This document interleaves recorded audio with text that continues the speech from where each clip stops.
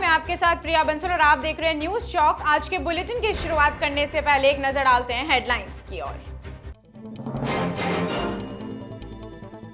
देश में अगले कुछ दिनों तक भारी बारिश की संभावना, बारिश के कारण तापमान में होगी गिरावट।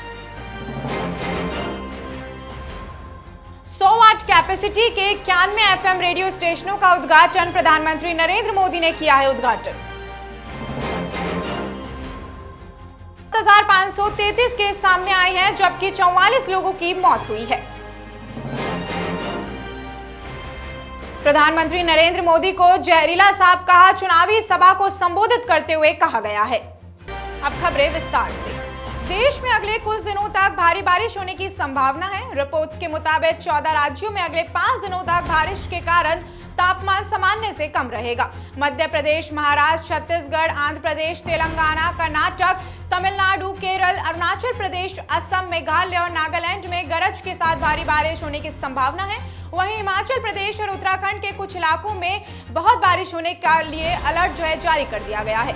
अगले 24 घंटे में 21 राज्यों में बारिश होने की संभावना है। वहीं पश्चिम बंगाल, उड़ीसा, छत्तीसगढ़, पश्चिम राजस्थान, पश्चिम उत्तर प्रदेश, हरियाणा, पंजाब और दिल्ली के कुछ हिस्सों में गरज के साथ हल्की बारिश हो सकती है। जम्मू कश्मीर के ऊपरी इलाकों में हिमपात होने का अलर्ट जारी कर दिया गया है। शेष बचे 8 राज्यों में तापमान सामान्य रहने की जानकारी है। प्रधानमंत्री नरेंद्र मोदी देश में रेडियो कनेक्टिविटी बढ़ाने के लिए 100 वाट कैपेसिटी के 91 FM रेडियो स्टेशनों का उद्घाटन किया है। 18 राज्यों और 2 केंद्र शासित प्रदेशों के 84 जिलों में इन FM रेडियो स्टेशनों का उद्घाटन वीडियो कॉन्फ्रेंसिंग के जरिए किया गया है। उद्घाटन के दौरान पीएम मोदी ने कहा कि जब बात रेडियो और FM की होती है तो इसमें मेरा रिश्ता एक श्रोता का भी होता है और एक होस्ट का भी। लेह में मौजूद केंद्रीय मंत्री अनुराग ठाकुर ने बताया कि लद्दाख के न्योमा गांव में दुनिया का सबसे ऊंचाई पर ट्रांसमीटर लगाने का रिकॉर्ड बनाया गया है। न्योमा 4100 की ऊंचाई पर है, जहां से इन किलोमीटर पर रेडियो का लाभ मिलने वाला है। न्योमा के अलावा लद्दाख के खलसे और दिसिक से भी रेडियो स्टेशनों की शुरुआत की गई है। डिजिटल इंडिया ने रेडियो को नए लिस्कर से दिया गया है और नई सोच भी दी गई है। देश में कुछ टेक रिवॉल्यूशन ने रेडियो और FM को नया अवतार दिया है। बीते 24 घंटे में कोरोना के 7,533 केस सामने आए हैं, जबकि 44 लोगों की मौत हुई है। कोरोना के एक्टिव केस लगातार 6 दिन कम हुए हैं। देश के 53,852 एक्टिव केस थे, जिसमें पहले 22 अप्रैल को सबसे ज्यादा 68,806 एक्टिव केस थे। 10 दिन बाद एक्टिव केस 60,000 से कम हुए हैं। 16 अप्रैल को देश में 60,313 लोगों का इलाज चल रहा था, जिसके बाद ये आंकड़ा बढ़ता चला गया। नए केस में कमी और ज्यादातर लोगों के ठीक होने के चलते एक्टिव केस कम हो रहे हैं। पिछले 4 दिनों में नए केस 10,000 से कम मिल रहे हैं। कांग्रेस अध्यक्ष मल्लिकार्जुन खड़गे ने प्रधानमंत्री नरेंद्र मोदी को जहरीला सांप कहा है। कर्नाटक के कलबुर्गी में चुनावी सभा को संबोधित करते हुए खड़गे ने कहा, पीएम मोदी जहरीले सांप की तरह हैं। आप सोच सकते हैं कि ये जहर है या नहीं, लेकिन यदि आप उसे चखेंगे तो आपकी मौत हो जाएगी। इसके बाद रोन में हुई सभा में खड़गे ने कहा है कि भ्रष्ट भाजपा सरकार राज्य को लूट रही है। यहाँ पर काम के लिए 40% कमीशन वसूला जाता है। भाजपा की सरकार उन लोगों को देश से भगाने में मदद करती है जिन पर घोटाले का आरोप लगा होता है। पीएम खुद भ्रष्ट लोगों को बचाने में लगे हुए हैं। यौन शोषण के आरोपों पर Delhi police wrestling federation of India के अध्यक्ष ब्रजभूषण शरण सिंह पर आज केस दर्ज हुआ है। दिल्ली पुलिस ने सुप्रीम कोर्ट में यह बयान दिया है। 21 अप्रैल को एक नाबालिग समेत 7 महिला रेसलर्स ने ब्रजभूषण के खिलाफ यौन शोषण की शिकायत की थी। केस ना दर्ज होने पर रेसलर्स ने सुप्रीम कोर्ट में याचिका दाखिल की। सुनवाई के दौरान रेसलर्स की ओर से सीनियर एडवोकेट कपिल सिब्बल ने कोर्ट में कहा कि महिला रेसलर्स को सुरक्षा मुहैया कराई जाए और रिटायर्ड जज इस केस की निगरानी करें। इस दलील पर अदालत ने दिल्ली पुलिस को सुरक्षा मुहैया करवाने का आदेश दिया है। कोर्ट ने पुलिस से अगले शुक्रवार तक उनके द्वारा उठाए गए हर कदम को उनको लेकर हल्फनामा दायर करने को भी कहा गया है। कि हम फोन करके एक आदमी को तो बता सकते हैं। खेल मंत्री जी बोल रहे कि हमने 12 घंटे खिलाड़ियों से बात की। एक बार आप खेल मंत्री जी से पूछिए, आप कितनी देर बैठे थे खिलाड़ियों के बीच में? 2-4 मिनट खिलाड़ियों के बीच में बैठे थे। उनके अधिकारी मध्यस्थता कर रहे थे खिलाड़ियों के साथ।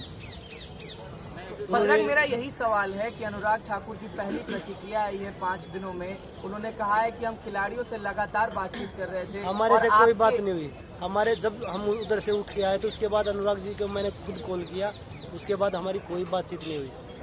और वो बोल रहे हैं कि हमने उनके बोलने से बबीता जी को ऐड किया है।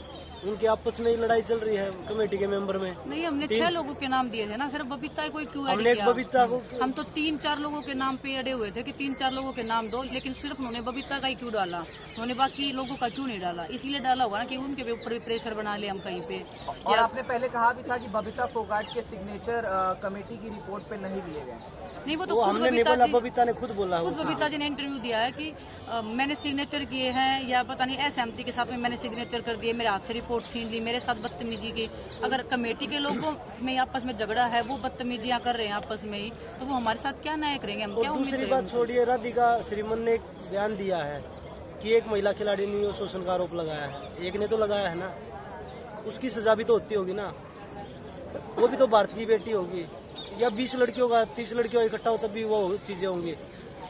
एक पे तो एक्शन करिए आप तो बोल रहे खिलाड़ियों ने कुछ सबूत ही नहीं दिया। विनेश, खेल मंत्री की तरफ से ये भी बयान आया है कि कमेटी के सामने वो खिलाड़ी नहीं आए जिन्होंने अपनी बात रखने का दावा पहले किया था। वो सभी खिलाड़ी आए हैं, 12-13 लड़कियों ने बयान दिए, टोटल हम 15-16 लोगों ने बयान दिए कमेटी में। लेकिन कमेटी के मेंबर ही खुद बता रहे हैं, बबीता ने सामने आके बताया कि ऊपर नीचे करके बताया जा रहा है खिलाड़ियों के बयानों को। सर, हमारे पास प्रूफ भी है कि कौन लोग थे कौन नहीं लोग थे, तो ऐसा ना समझे कि हम हवा में तीर लगा रहे हैं किस लोगों ने क्या बोला है क्या नहीं बोला है। सर, चीज हमारे पास में है। क्या आप उस लिस्ट को साझा करने और रहे खेल मंत्री जी जब हम मध्यस्थता कर रहे थे, वो सिर्फ 1 मिनट के लिए 2 मिनट के लिए सिर्फ अपना चेहरा दिखाने के लिए हमारे पास आते थे। बाकी उनके अधिकारी चारों तरफ से, और कई बार ऐसा भी हुआ था मीटिंग में कि हमें डराया भी जा रहा था। चलो, हम डरे नहीं, उसका हमने डर के कोई समझौता नहीं किया था। समझौता किस चीज पे हुआ था, किस लेवल पे हुआ था, वो अभी तक हमने अच्छे से क्लियर भी नहीं किया है। मैं आपको सही बताऊं तो एक्चुअल में बात किसके कहने पे समझौता हुआ है, क्या अंदर बात हुई थी, पूरी बातें हमने अभी भी ओपनली नहीं बोली हैं। तो खेल मंत्री जी से पूछे कि क्या आपने समझौता करते टाइम कितना टाइम खिलाड़ियों को दिया था? 12 मिनट टोटल नहीं दिए उन्होंने, 12 घंटे तो दूर की बात है। फोन कॉल बजरंग ने किए, मैंने फोन कॉल किए। क्या कमेटी बनने के बाद कोई उनकी जिम्मेदारी नहीं है? कोई खिलाड़ी फोन करे तो उनके अधिकारी फोन उठा के बोले सर बिजी है सर। क्या सर 1 महीने तक बिजी थे या 3 महीने तक ही बिजी चल रहे थे? आप लोग आम जनता को क्या संदेश देना चाहेंगे? देखिए, जनता को सब दिखाई दे रहा है कैसे एक शासन के खिलाफ में लड़ रहे हैं, कैसे हमारे कोई जलील किया जा रहा है, हमारे को ही अनुशासनहीन बोला जा रहा है। क्या हर एक रेसलिंग का वो खिलाड़ी जो आवाज उठा रहा है, क्या वो हर एक अनुशासनहीन होकर इतने मेडल जीत रहा है?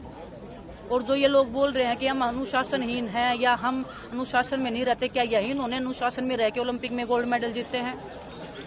केंद्रीय गृह मंत्री अमित शाह ने कर्नाटक के धारवाड़ के नवलगुंद में जनसभा को संबोधित किया है। शाह ने भाषण की शुरुआत कांग्रेस अध्यक्ष मल्लिकार्जुन खड़गे के प्रधानमंत्री नरेंद्र मोदी को जहरीला सांप बताए जाने वाले बयान से की है। शाह ने कहा कि कांग्रेस अध्यक्ष खड़गे मोदी जी की तुलना काले सांप से करते हैं। कभी ये कांग्रेस वाले कहते हैं कि मोदी तेरी कब्र खुदेगी, कभी सोनिया गांधी मोदी जी को मौत का सौदागर कहती हैं। कांग्रेस वालों की मति मारी गई है। मोदी जी को आप जितनी गाली देंगे कमल उतना ही खिलेगा। उन्होंने कहा कि एक तरफ राहुल गांधी की लीडरशिप से कांग्रेस पार्टी है और दूसरी तरफ प्रधानमंत्री मोदी के नेतृत्व में भाजपा है। ये चुनाव तय करेगा कि अगले 5 साल तक डबल इंजन की सरकार कर्नाटक को आगे ले जाएगी या कांग्रेस की सरकार कर्नाटक को पीछे ले जाएगी। एनसीपी अध्यक्ष शरद पवार ने कहा कि रोटी पलटने का वक्त आ गया है। किसी ने मुझसे कहा कि रोटी सही समय पर पलटनी चाहिए, नहीं पलटी तो कड़वी हो जाती है। शरद पवार ने मुंबई में युवा मंथन कार्यक्रम के दौरान ये बात कही है। इस पर अजीत पवार ने कहा कि नए चेहरों को आगे लाना एनसीपी की परंपरा रही है। अजीत पवार ने कहा कि पवार साहब ने 55 से 60 साल के अपने करियर में कई बार संगठन में सुधार किया है। हमने देखा है कि कैसे नए चेहरों को मौका दिया जाता है और आगे बढ़ाया जाता है। आर पाटिल, दिलीप वालसे पाटिल, छगन भुजबल, सुनील तटकरे और यहां तक कि मुझे भी अपना काम दिखाने का मौका मिला है। इसी तरह मैं चाहता हूं कि विधायक, सांसद, सहकारी क्षेत्रों और पार्टी संगठनों में नए चेहरे सामने आए। पार्टी में ये पुरानी परंपरा रही है कि नए चेहरे आगे आते हैं और पुराने चेहरे को हटा दिया जाता है। कांग्रेस नेता राहुल गांधी ने गुरुवार को कर्नाटक के मैंगलुरु में महिलाओं के लिए सरकारी बसों में सफर मुक्त करने का वादा किया है। इससे पहले उन्होंने उडुपी जिले में कहा कि कर्नाटक में कांग्रेस सरकार बनने पर मछुआरों का 10 लाख रुपए का बीमा कराया जाएगा। साथ ही मछुआरों को 1 लाख रुपए का ब्याज मुक्त कर्ज मिलेगा। हर दिन 500 लीटर तक डीजल पर 25 रुपए प्रति लीटर सब्सिडी दी जाएगी। सरकारी बसों में महिलाओं का सफर मुफ्त करवाने पर कांग्रेस का 5वां बड़ा वादा है। इससे पहले पार्टी हर परिवार को 200 यूनिट मुफ्त बिजली देने, महिलाओं को 2000 रुपए हर महीने देने, कर्नाटक के हर ग्रेजुएट को 2 साल तक 3000 रुपए युवा निधि देने और डिप्लोमा होल्डर को 1500 रुपए देने का वादा कर चुकी है। पार्टी ने कहा है कि सरकार बनाते ही पहली मीटिंग में इन वादों को पूरा किया जाएगा। मणिपुर के चुराचांदपुर में मुख्यमंत्री के कार्यक्रम में एक दिन पहले प्रदर्शनकारियों ने सभा स्थल पर जमकर तोड़फोड़ और आगजनी कर दी। दरअसल मुख्यमंत्री एन बीरेंद्र सिंह चुराचांदपुरा जिले के न्यू तमका इलाके में एक जिम और खेल सुविधा केंद्र का उद्घाटन करने वाले थे। इससे पहले प्रदर्शनकारियों ने कुर्सियां तोड़ डाली और मंच फूंक दिया। हालांकि सीएम बीरेन ने घटना को लेकर कहा है कि हम दोषियों के खिलाफ एक्शन लेंगे। रिपोर्ट्स के मुताबिक हिंसा को अंजाम देने वाले भीड़ का नेतृत्व विदेशी जनजातीय नेताओं का मंच कर रहा है। ये समूह भाजपा नेतृत्व वाली मणिपुर सरकार के एक फैसले का विरोध कर रहा है। फैसले के तहत आदिवासियों के लिए आरक्षित और संरक्षित वन क्षेत्रों का सर्वे कराया जाना है। कर्नाटक के भाजपा विधायक बासनगुड़ा ने सोनिया गांधी को विषकन्या कह दिया है। उन्होंने चीन और पाकिस्तान का एजेंट बताया है। बीजेपी नेता ने यह बयान पीएम नरेंद्र मोदी पर कांग्रेस अध्यक्ष मल्लिकार्जुन खड़गे की जहरीले सांप वाली टिप्पणी पर दिया है। बासनगुड़ा ने कहा कि जनसभा को संबोधित करते हुए अब खड़गे पीएम को तुलना कोबरा सांप से कर रहे हैं, कह रहे हैं कि ये जहर उगलेंगे। लेकिन जिस पार्टी में आप नाच रहे हैं, क्या सोनिया गांधी विषकन्या है? इस बुलेटिन में फिलहाल के लिए इतना ही। इजाजत दीजिए, नमस्कार।